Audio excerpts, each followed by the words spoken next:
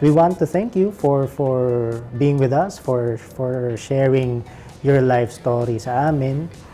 But yun nga, we don't want to keep you waiting already. So today is the day that you will know the final decision na kung anong mangyayari sa'yo sa proseso nito.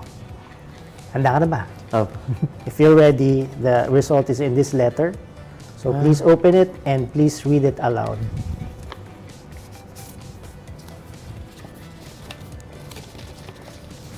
Miguel, nais kong magpasalamat sa iyong pag-audition para maging housemate ko at maging bahagi ng Pinoy Big Brother Celebrity Edition Collab 2.0, kung saan muling magsasanib pwersa ang mga kapuso at kapamilya stars.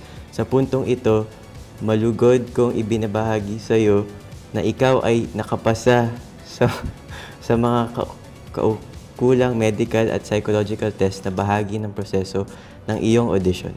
Dahil dito, nais kong ipaalam sa iyo na ikaw ay isang official housemate ng aking bahay. Dahil dyan, kailangan mo nang maghanda para sa napipinto mong pagpasok sa aking bahay. Sabik na akong mas makilala ka at ang iyong kwento.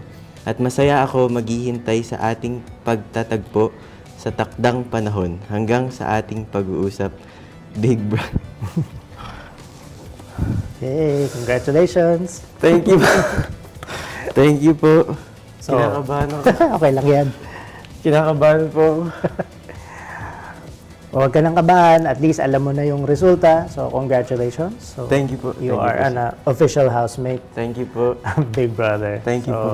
Medyo kinakabahan po ako. Kasi tinatanong nga po nila sa akin doon kanina kung ano feeling ko. Sabi ko hindi ko pa po alam, kabado, na excited. Pero, no, new experience po.